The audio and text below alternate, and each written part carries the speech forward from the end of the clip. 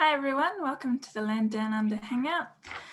I'm Elizabeth and our mini read for this month was How to Marry a Werewolf by Gail Carriger. Which looks like this. So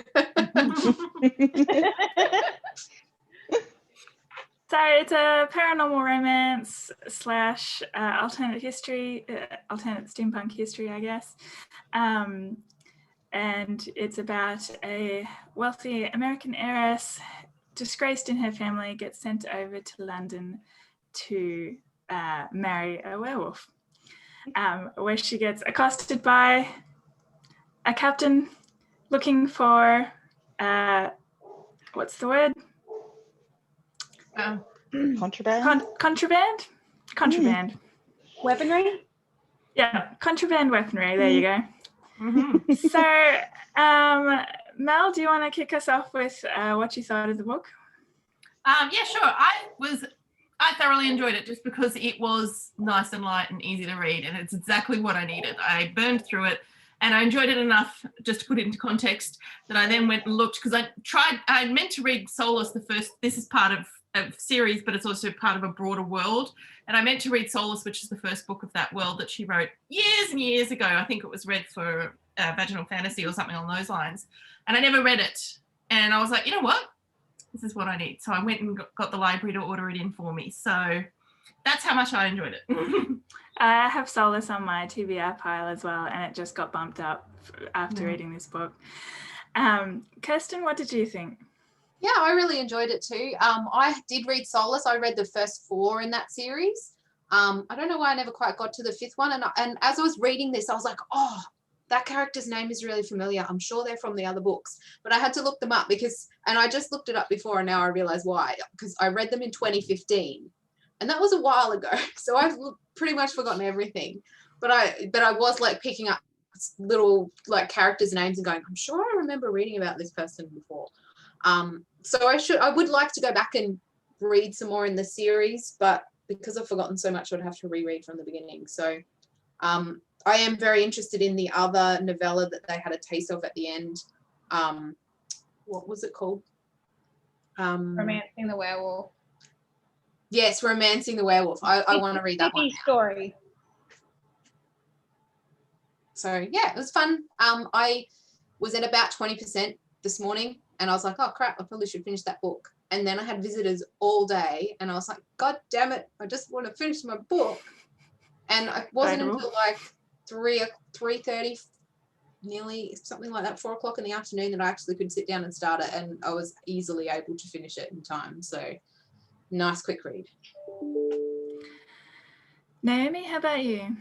So I've read this previously. I did reread it for this. I've also read all of the Parasol Protectorate, which is the first series, and I've read the first 2 out of the Custard Protocol, which is basically the daughter of the main character in the Parasol Protectorate. It's like her story. So I think I read one of them. I've read you actually gifted me the first one for Secret Santa one year, and so I've read the first 2 or 3, and I think I've got the 4th on my Kindle. But I quite enjoy Gail Carriger. She's a nice, easy, light read. Like, there's nothing super like problematic with her writing. Like, it's not the greatest ever, but it's also not like the worst. I've read worse, and I quite enjoy her writing. It's nice and like just easy and comforting, and doesn't take like a lot of like thought. Yeah. Karina? I enjoyed that this was easy. I liked the romance. Regency era is just not for me. If I'm going to do werewolves, I would prefer urban fantasy. So yeah, all of the what do you call it? The stuff with the ton and all of that. Like, while I really enjoyed watching Bridgerton, I don't want to read it. It doesn't interest me. So it was nice to get through something really easily. And as I said, I like the romance, but the actual like setting of it just doesn't do it for me. Fair enough. Finished the book in time. Woo! Yay! I Sounds sat like- down this morning with my Kobo, with my bowl of cereal before I had to go to an appointment. I'm like, okay, I've got like 20 pages left, not realizing that the excerpt for Romance and Werewolf was at the end of it. And I'm like, oh my God, I finished so much quicker than I thought I was going to. Yeah. Nice work. Sarah, how about you? I found the unmute button. I enjoyed it. I, like Kirsten, I read The Parasol Protectorate. It was, I think, Vaginal Fantasy introduced us to it. And I read, I think, up until when the child is born and he's being a dick. And I got really frustrated because the answer of why the child existed was so obvious. And so I was just a bit annoyed about that. But I liked this world, this sort of steampunk world. I enjoyed the dirigible and everything. Like, it was so cool, and like how they had like the landing area and stuff. It was probably, it's a 3-star. Like, it's sort of it's good to read. But I found the cat, was he a captain general? I don't know what he is again. And he's got like a name. Like, there's the alpha better, and who's the something else.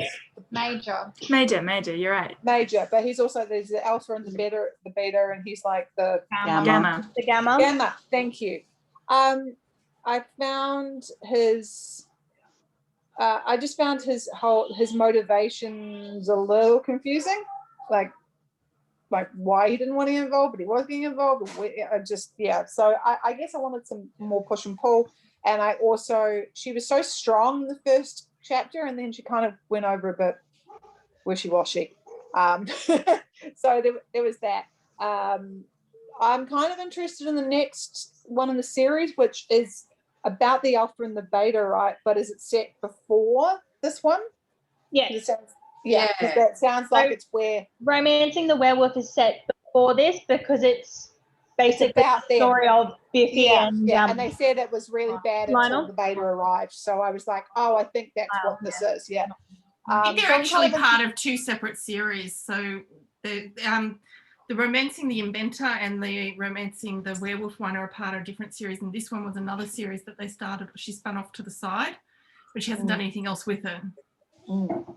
That's according to Goodreads, though. I don't know if Goodreads is accurate on that. Yeah. They're all part of the same world, though. Like, they're all characters crossover, and they're all in the same London, basically. Yes.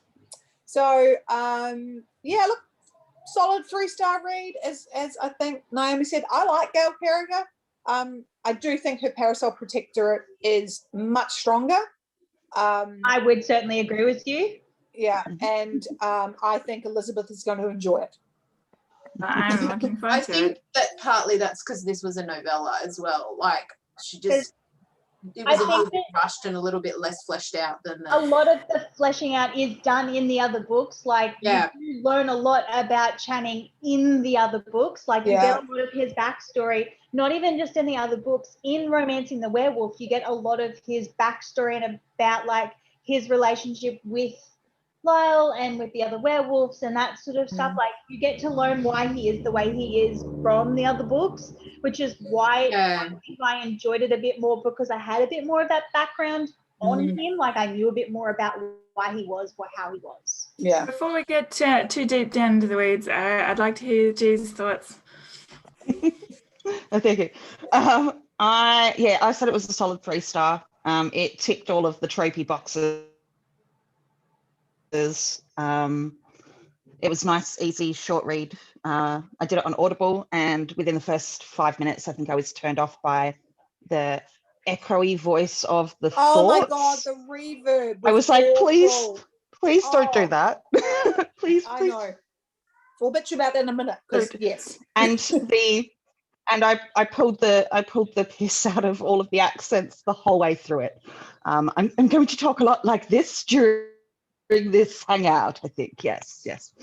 But I'm a bit on Karina's side. This kind of a world, this kind of a setting is not my area of enjoyment.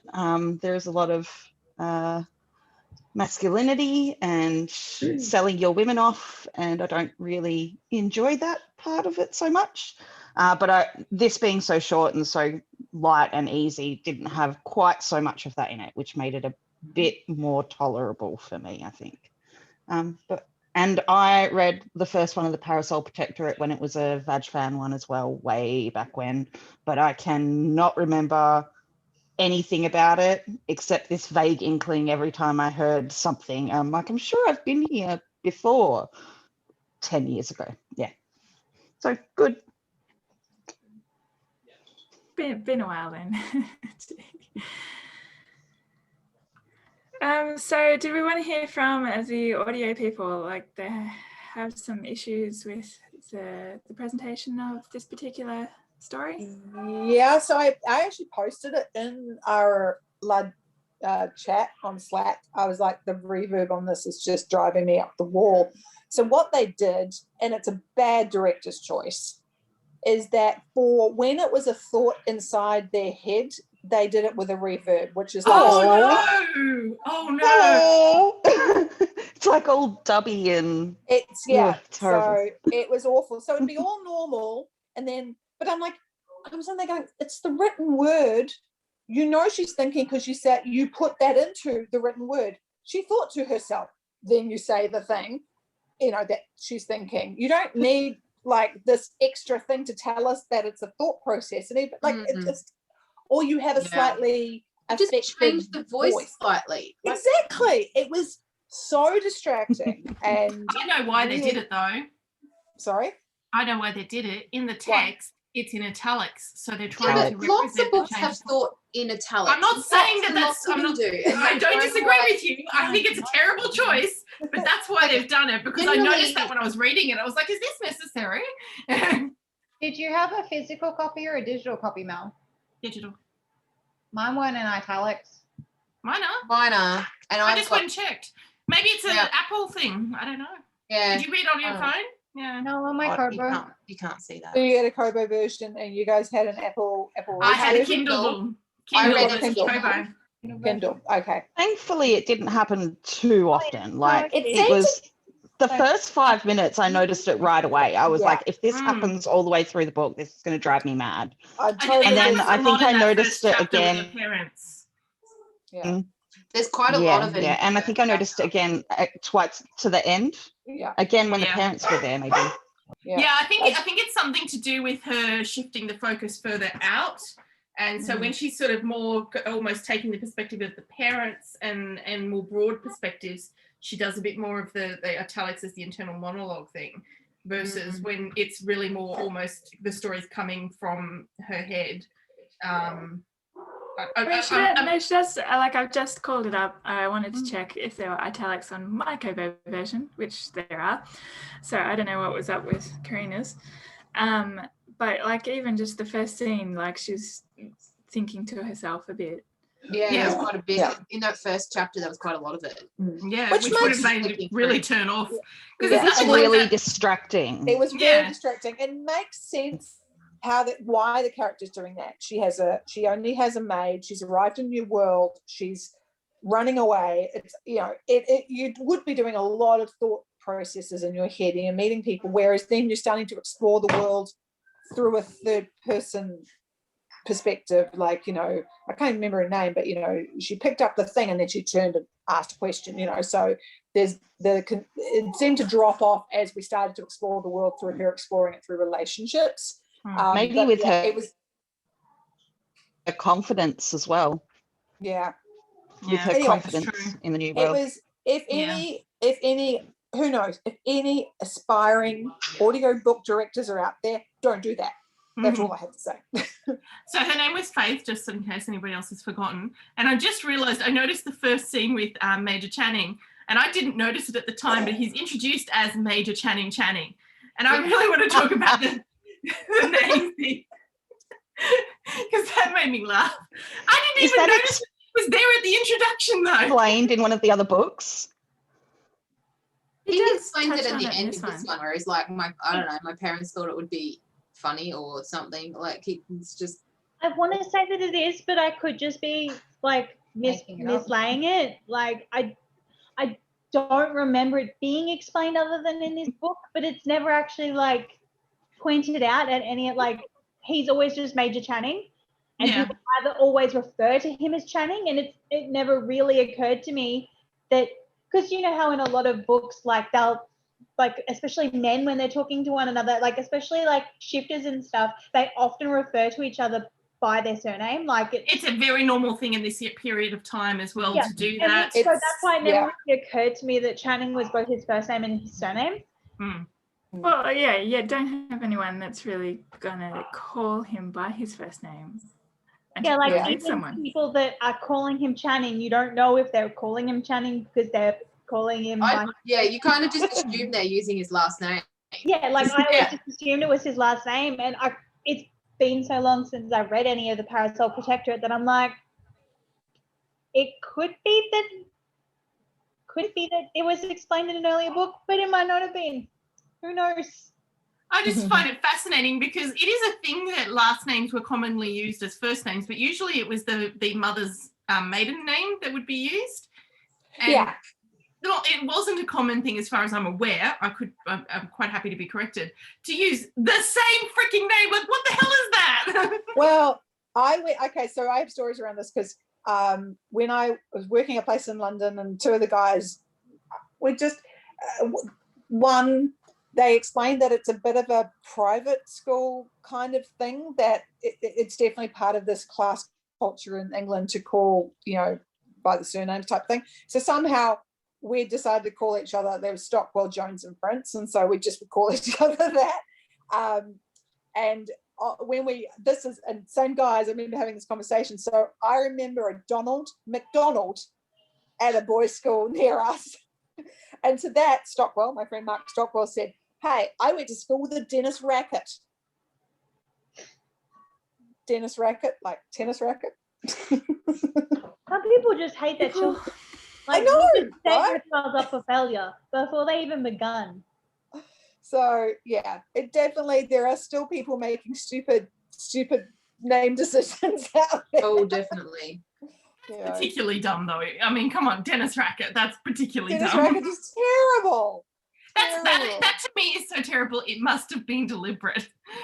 I know, and maybe it was like the French, Denny Racket or something. I don't know. I always think about like the woman who set up the Ford modeling agency. Her name is Eileen Ford. I kid you not, that's her name. So it just a friend of Stella mine Murray, whose last names were Banks, and one of them was Sandy, and the other one was Robin. Oh no. And they had to be deliberate. You couldn't accidentally have two that were that bad. They must have thought it was funny and did it on purpose. We can't keep doing this discussion, guys. I've had vodka. I'm going to end up in fits. Okay, let's move us on. What else are we going to talk about? All right, I wanted to just comment on Biffy because this is my first time meeting Biffy, and I thought he was delightful. Yeah. A great sort of different take on the Alpha Wolf. Mm-hmm. I really want to read his book now, like the how he met the other guy. Please, we better vote on the mini reads, guys. I know. I will vote on that mini read. I want it. Okay, I right now. Just to clarify, I don't remember meeting Biffy in the Parasol Protectorate, but I remember meeting the Beta. So am I just being forgetful? The Beta's been around for longer. Right. The Beta has been around for longer. Biffy. I remember Lyle. Yeah, Lyle, I remember. Yeah, that's why I was like, Biffy, I when remember he's Lyle. first introduced, is actually a human, and he gets turned. Oh, Right. okay. So I think it's midway through the Parasol Protectorate. Yeah, his name was familiar, but I couldn't remember anything about him. I must have checked out by then, like, I don't want to 2015. spoil too much, but 2015 was a long time ago. And it was a long time ago. It was. Okay, cool. Thank you, because I remembered Lyle. I couldn't remember Biffy, but I loved Biffy. I loved the whole hat shop thing. That was hilarious. That was delightful. And having learned that his novelette is one of the ones for our short reads, on possible short reads, I have now just gone and voted for it.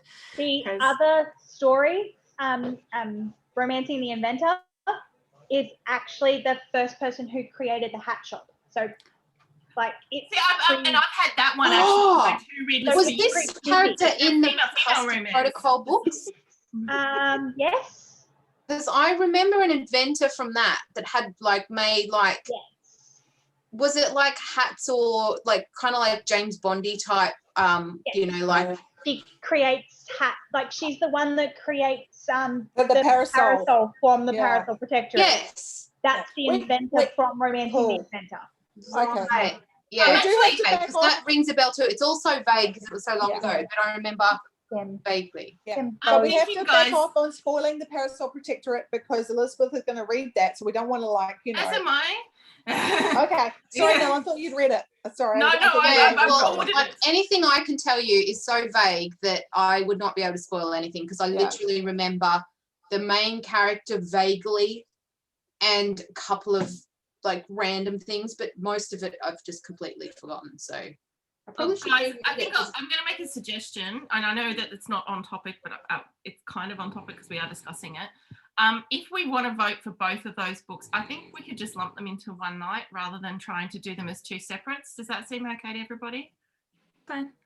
Hey, why are you grinning like a she's grin, she's like The snoring pug. I can hear the snoring pug Oh. again. Oh, no, that's the Frenchie. That's the Frenchie. oh Let's give It credit just- where it credit is cracks me due. She is over here Me and up every she's time. making throwing up a storm. Aw. Sorry, that's why I keep disappearing. Aw. I've been dog wrangling, so Nye's out at the moment. No Oh. dramas. Sorry. Anyway, Biffy was delightful. Biffy was Just- delightful. Mm. And I desperately want to read his story. He was like the standout character Yeah, for me definitely. in this whole thing, I think. Absolutely. I mean, If I it wasn't for enjoyed the him, I would have mains. probably given it 2 stars. Yeah, I enjoyed the mains, but like the world, I think, is kind of what made me sort of interested in reading more, and Biffy was a big part of that. Mhm. If you do really enjoy Biffy, I would highly recommend reading Parasol Protectorate because you do really learn a lot more about who he is, especially before he gets turned into a werewolf. And just seeing how he gets turned and his story is really interesting. Mm. So, and Oh, it does I have teach every you more, intention not to read. just about how the werewolves work, but how the vampires work in London Oh. as well. Right. Because Yeah. they both coexist and they're not really enemies as such, but they are because, yeah. Mhm. But if you do really enjoy him, he is like, while he's not the main character, he is a standout character in that storyline as well. Cool. I had a question. So they were talking about I remember who he there is. was a word, and I wanted to know how it was spelt, guys, and I can't remember the word, which isn't helpful. But they were talking about drones for the vampires, Yes? which made sense. So these are people who are Carragers? basically, sorry, Oh, the serpenty people. Carragers? Yeah. They're Sorry. Carragers. So Yeah. that they're humans that take care of the werewolves during the day. Yeah. And then there was another word. Which word did clever? What did you say? Is it Clavy. Ugh. Yeah, it was. I know the word you mean clavicle, now. but that's a the cold. clavicle? No, No, that's this thing, right? Clarigus? We heard it in the audio book. What was it, G?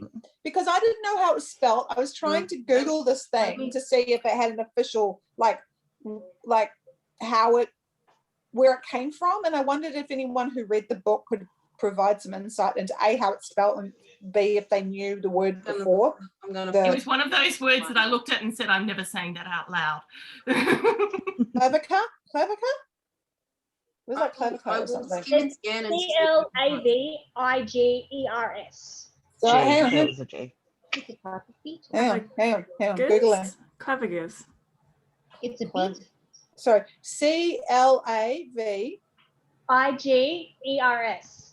CLAVIGERS. Clavigus. Oh, clavigus. Yes. Okay. So I did have it spelled not bad. Clavigus. One who carries the keys to a place, a key holder.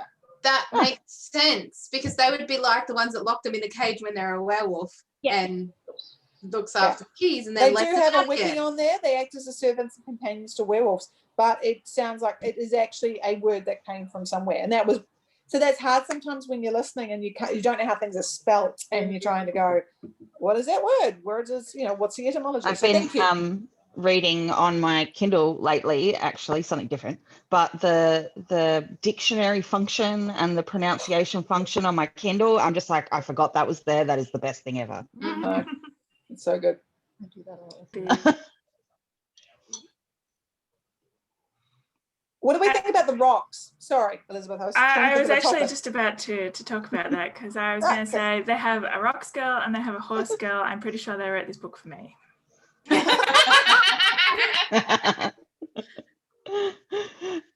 was that one a literary sentence that she said, it was this not a sedentary sentence will pass these lips or something, that I thought was just really clever. Oh, Sedimentary. Yeah. Yes, that was great. Yeah. And I liked that he sent her rocks instead of flowers. Yeah, that was actually really romantic.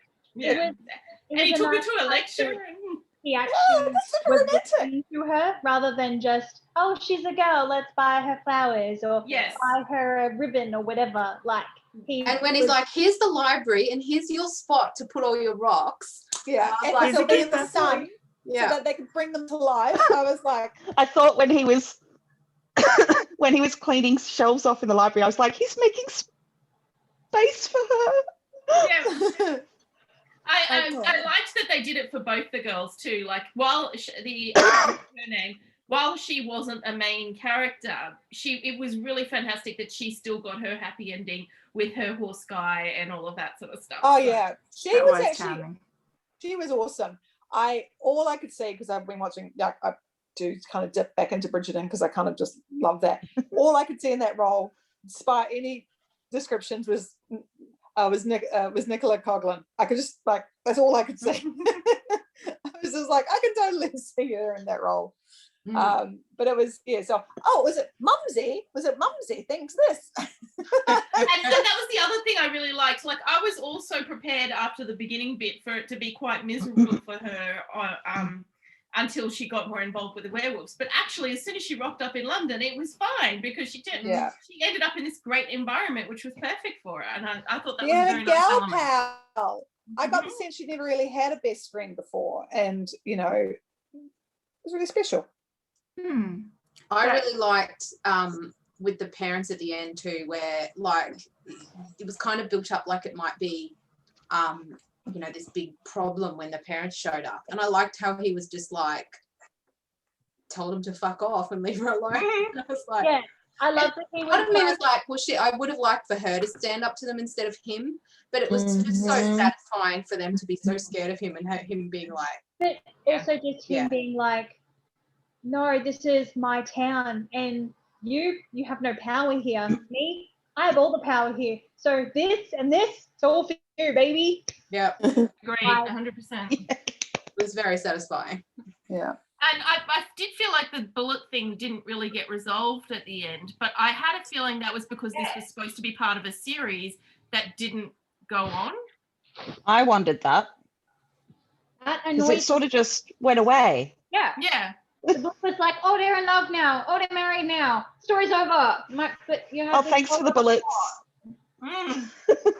We won't punish your parents for selling these bullets. And they didn't even address that. Like, if they'd addressed the parents and possibly punishing the parents for that, I probably would have been like, oh, that's been resolved. But I remember thinking that the first time that I was hoping that, like, I sort of thought that maybe the parents had sent her to London as like, yes, they were punishing her, but it was like their way of getting in to try and sell the bullets in London kind of thing, like using her as a mule, like doing it on purpose, not just we're trying to send her away because she's shamed her family. Yeah. But part of me was like, did they sort of facilitate her shaming, as it were, so that they could have a reason? Because they never, like, it was always like, she always talked about, oh, my parents never, really, like, I was the black sheep, and, they never really appreciated who I was. And so I always sort of wondered, did they facilitate, like, not necessarily like that they forced the hand or caused it to happen, but they didn't obviously help hide it. I think also that they also sort of took advantage of the situation. They were like, well, Yeah, that's what I she's mean. been Like, they were spoiled. like, We may as well use know this what? situation. we don't want her here anyway because she's not the daughter that we want. So we're going to use this situation to send And her away, and they also would have the way to get our weapons over to London, where the bad werewolves and vampires have power. So, and they would have a scapegoat if she got caught then as well. They could blame it entirely on her. having a scapegoat of someone who basically they didn't care about, so it didn't matter if she got caught. Yeah. Yeah. I think the maid got the short end of the stick in that situation, though. I felt bad for her because she did, she came clean in the end and did the right thing. And I was like, she basically runs screaming into the night and you never hear from her again. And I'm like, but she actually was pretty cool. And she, I liked that she was like, you know what? I'm not going to sell it for them. I'm going to sell it for me. And because I could use this money. And then when she realized she couldn't sell it, she's like, oh, I better fess up to her. So I really liked her. And I kind of was like, well, I would have liked, them to go, well, thanks for telling us and giving her some kind of reward because, I just assumed she ended back up with the seamstress because she was good work there. Yeah. It was disappointing, especially because you've got there's a strong female friendship there with Teddy and Faith. And you get a few early echoes of that with the maid. Sorry? There was enough story threads in this story that she could have given more information, given the information that we all want in a full novel. Except that it's a novella. It's designed to be a novella, but she put so many threads in this story that there was enough to create a novel. Maybe it was a time factor. I know she was this was supposed to be part of her novella series because it's not one of her mainline series, but there were enough threads in there that it definitely, I feel like we would have gotten more answers to the questions we all have had we had a full novel rather than a novella. My only thought is on that one is whether was meant to be the heroine of another forthcoming novella in that series. Yeah, which is another one. I don't know enough about the series to know whether that's something she would do though. So. Yeah. What did you guys think about the chapter titles? Remind us. It was like the steps in how to. Yeah. So it was step 1, make yourself available. My God, I didn't even read them. It helped me because I was like, I must be getting I realized before I got to the end there must be an extra bit at the end because I'm already up to step 9 and I've still got so many % to go. So here are the chapter titles. So step 1 is make yourself readily available. Step 2, situate yourself in an advantageous location. Step 3, if you must be bait, be very stylish bait. That must be the hat. That's probably the hat chapter. Yeah. Step 4, take every opportunity to dance. Yeah. Step 5, become the social butterfly he wants to catch. Step 6, take your werewolf into the garden for an airing. They must be exercised regularly. Step 7, this is a longer title. Let me see. Remember, either you are at dinner or you are dinner. Let's see, what else have we got? Step 8, never under any circumstance make a public scene. Right. And then step 9, small tokens of your affection are always welcome. And step 10, get him to the altar. Right. So step 9 was giving him the bullets. That was the tokens the of small affection. tokens of affection. And don't forget there was also the bookshelves in that chapter. When did the nakedness happen? Yeah, that was just right at the end, just before they got married. That's an interesting interpretation of small tokens of affection, Sarah. No, she explicitly said it wasn't small.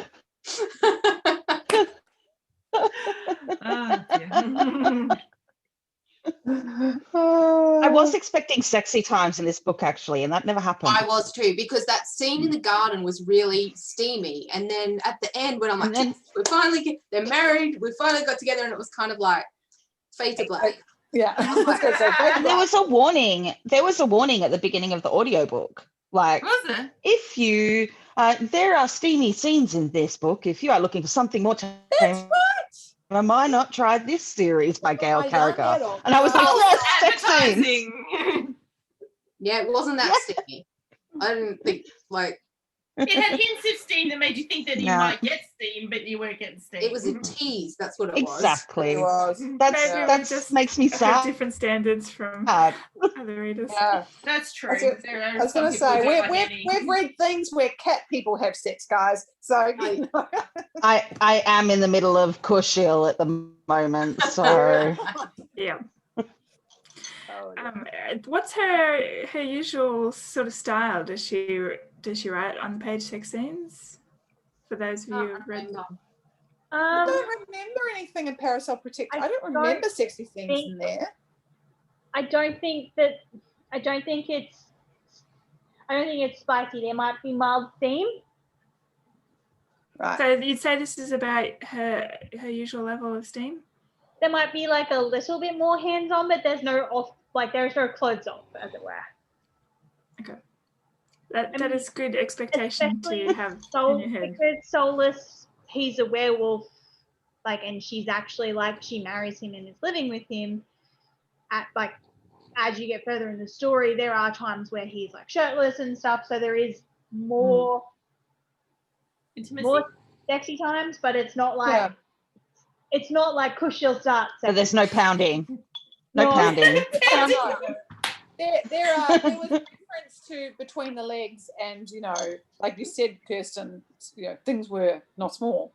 There is mild steam. It may fog your glasses very, very mildly, but it's not spice. It's not graphic. No. I did feel kind of odd the bit with I don't know, as a pet owner, when where he's in wolf form and he comes over and she's giving head scratches and stuff, and I'm going, no, there's a bestiality thing I'm really uncomfortable with here.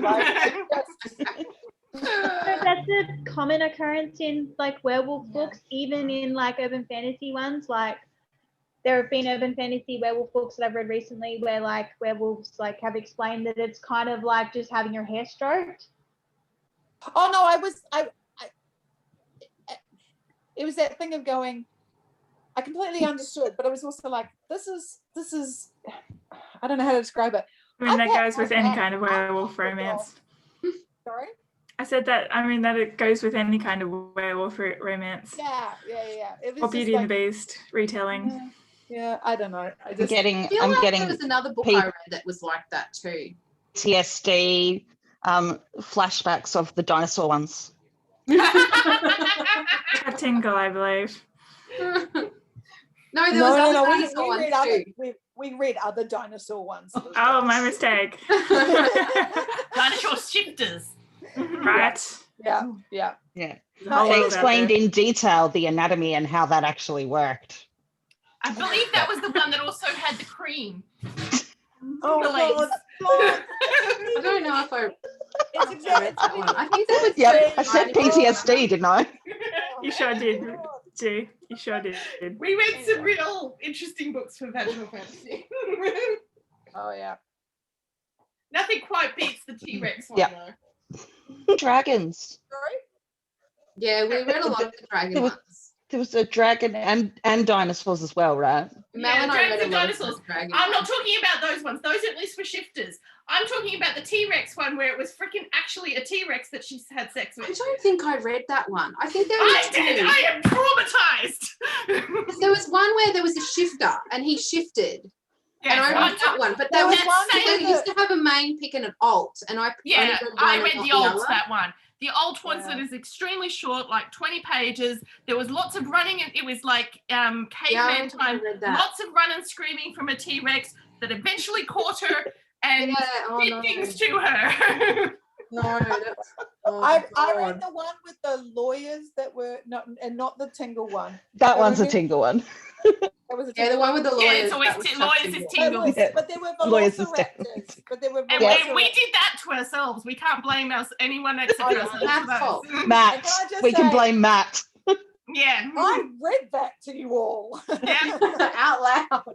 I know, I was so embarrassed just listening to it. Anyway, I don't have anything further to say about How to Marry a Werewolf. Um, I'm pretty good. there was something I was thought of before and now I've forgotten about it. Oh, I was interested about why this was a separate series, because this felt like usually when they do a novella that's like part of the main series, but like They do it as a You know. 3.5 sort of So thing. yeah. this particular one is based in between. So it's not actually set.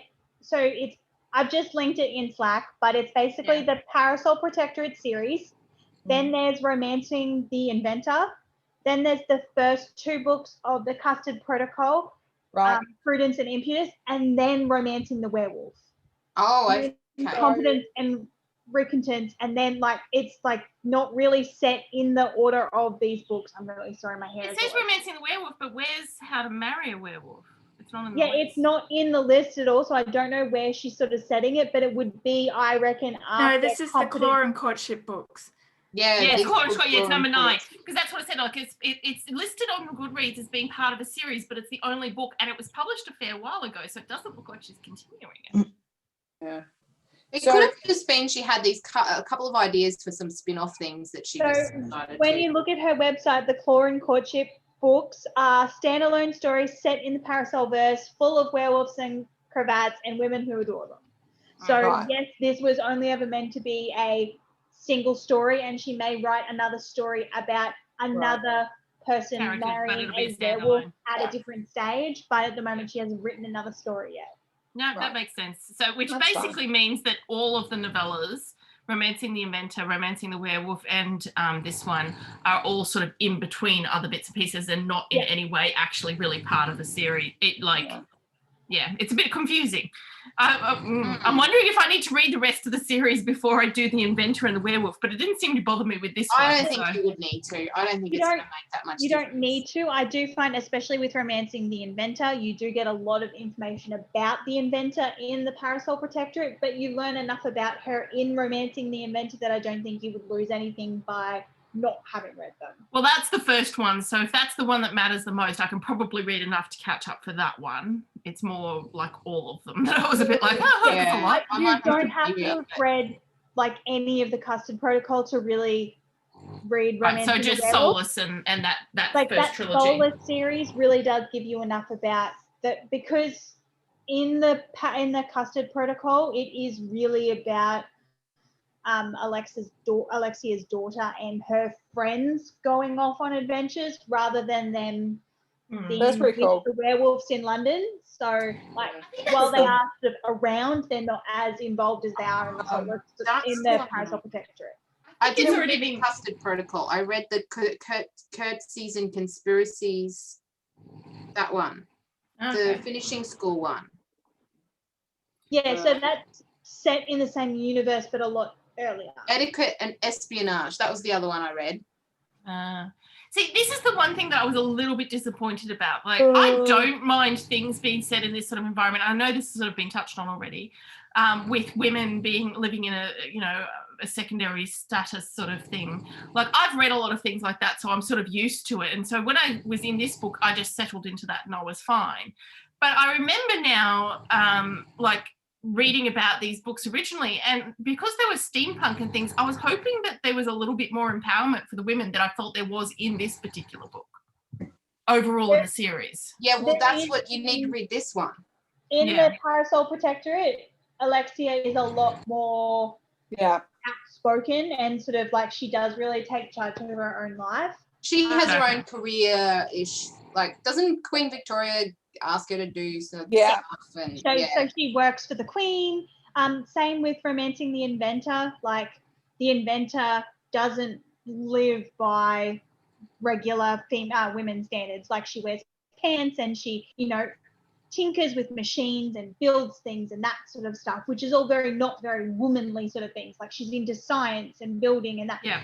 And yeah, so maybe it's because we had a character who came from America to England, and England was a little bit a more. lot of the more English characters are a lot more self-assured. Mm. I think because the werewolves and vampires are a lot more like part of I the also community think from the Faith sounds of it. she comes from an abusive family too. Like, Yeah. Yes. Yeah. I'm surprised that she's as strong as she is. Like, given the parents. I didn't have a problem with her level of strength. It was more women overall and their representation in that world. Yeah, I think it was Yeah. just not fleshed out enough for that. But this one, which is in the same universe, right? The etiquette and espionage ones. And that one, I'm pretty sure they're in the same universe. Yes, they're all part of the same universe. Etiquette and like the Finishing School series, I think, is set before before Parasol Protectorate.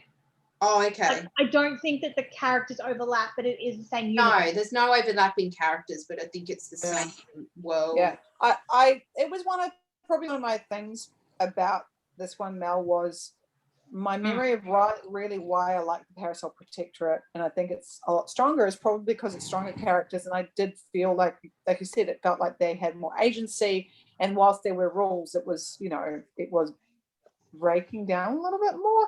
And this one felt very much more, the world felt more restricted in this, which is weird because it's set later. So, It's because the whole point of the book is for her to find herself a husband. Yeah. Yeah, So that's she true. goes That's a good point. to go find herself. So they go shopping for clothes to find a new husband. They go on dates to find a new husband. Yeah. I suppose, and it was also because she had all of this other stuff that she was interested in that was very much frowned on from her family, and because we're in her head a lot, that sort of makes it seem like that's the normal thing in this world, because this is all I've experienced of this world. So whereas actually if you think about it and think, oh, maybe this world isn't quite what it seems from her headspace, because as soon as she arrives in London, she meets this extended family and they're okay with her interests. They're not 100%, hey, this is polite society talk, but it's not like a problem that she is interested in it the same way. Yeah, like no one in her England family cares that she collects rocks. Like they're like, maybe don't talk about it on a first date sort of thing, but they're not like, you can't ever do this and never speak of it ever again kind of thing. Yeah. Which seems like what her parents were sort of saying to her. Yeah. Yeah. Just one further question about the world is that do we get any characters of color? Do we get any queer characters? Is it just white and straight as far as the eye can see? Well, we do have Biffy. Sorry, we've got Biffy and it's very queer. yeah. I'd forgotten about Biffy. How? I don't know. I want to say there are characters of color, but I don't actually know because I don't it's been a while since I've read them, but I do think that there are characters, especially on the vampire side, where there are characters of color. But I don't want to say 100% for sure because I don't remember 100% because it's been a really long time. I think it's very white. But yes, it is very white centric. I mean, that's typical of both Regency and paranormal romance, really. Yeah, even the Parasol Protectorate, they're she's kind of undesirable because her father was Italian. God forbid. So. Yeah, Alexandria. I just looked it up. Right? Alexia Tarabotti. Oh, Alexia Tarabotti. I always remember that. I remember it was Alex, and I remember the surname. I just couldn't remember. I had a question about the kids. All right. Was anybody else kind of going, okay, how did this all happen? I felt like that was a nod to something that happened in a book I hadn't read yet. Sorry, I missed that, Sarah. They're children. Oh, yes. So that is a nod to something that happens in the other stories. So I figured that. So both werewolves and vampires are technically undead, so they can't have children themselves. Have to adopt. so they have to adopt, or they get like children get left at the doorstep. It's part of the Parasol Protectorate. Like you do get that story. Right. Okay. Because I couldn't quite remember. You did vaguely mention one of the kids. When we showed up, I thought it was going to be when Channing was bitching about, and there's kids, children. I was like, is this Alex and what's her husband's name? I've forgotten his name. Connell. I thought it was like maybe their kids. And No, I was like, they only have one child. They have a daughter, and that's not her name. Her name is Prudence. Yeah, but that's what I was in my head because I hadn't read any of those others. So I was like going, is this that child? Like, right. So I was like, but yes, you do. If you read the Parasol Protectorate, you will learn how those children get to be and why it's odd that they would be in a werewolf household. I gave up when I read when Alex and Prudence were living elsewhere and Connell was being a dick, of a dead end. He was a deadbeat dad at that point. Well, I mean, he's undead, so to him it seems like, how would I have children? Like, yeah, but that yes, I know the magic and she and I know. Guys, can we pull it back a little bit on the spoilers? Thank you. Right. Do we have anything further to say about this book, How to Marry a Werewolf? Are we all done? We're good. I was a little surprised that there was no more vampire interaction in there with the typical werewolf vampire, but I'm getting that it's from novella, right? You do get a lot more vampires in Parasol Protectorate. So I mean, that was like the one trope it didn't tick. Because you're really seeing the story from her point of view, you kind of, and she's only really there to marry a werewolf because, like I sort of said in the book, most women who marry werewolves are women who partners have died or they've separated or whatever, because you can't have children if you marry a werewolf. So usually women only do it when they're older because they've already had children, so it doesn't matter to them anymore. But yeah, you don't really. And the other thing was vampires, because they don't. They spoke a lot about vampires and werewolves, but the only werewolfing we really see is that bit at the very end. Like it's almost like they're normal people. They are very much like normal people. It's just a gang, right? Yes, kind of. Like, yes, the vampires and werewolves against one another, but they're also both not evil. Like, there is evil in both, but they're not necessarily. There's no different than humans. There's good and bad and all of that sort of thing. Yeah. We're going the wrong way. Jets. No West Side Story people. No. I got it. It's all right, Sarah. Thank you. I'm laughing. I was laughing too. I wasn't looking, so I didn't see you. Yeah, I wasn't either. I was clicking at the picture that showed all the order of the books. Well, before we wrap up, thank you to Naomi for doing such hard work on educating us about the work of Gail Carriger. Everyone should please read Parasol Protectorate, and then we can just have a hangout where we talk about it. That's a good idea. We could probably just have like a general one down the track when everybody's sort of at a stage where they don't care about it. Or have read as much as they want to read, sort of. So I've forgotten all of it. Yeah, I'm gonna have to reread it because I do not I talk about it like I totally know what's going on. I kind of smidge remember what's going on. I'm really gonna have to remember highlight. The more you talk about it, the more it's coming back to me. And then I was looking at the synopsis from the first book, and I'm like, I remember that. I remember that. Oh yeah, I remember that too. And I remember that happening. And oh yes, I remember when that happened. No, I'm good, thanks. That's fine. All right, wrap us up, Elizabeth. All right, well, thank you everyone for joining us. Our next meeting is in 2 weeks. We'll be reading Sleeping Giants by... Oh God, don't ask me, I don't know. Sylvia, hang on. Sylvain Newell, I think. Yeah, that's it. Something like that. Sylvain Newell. Sylvain Newell.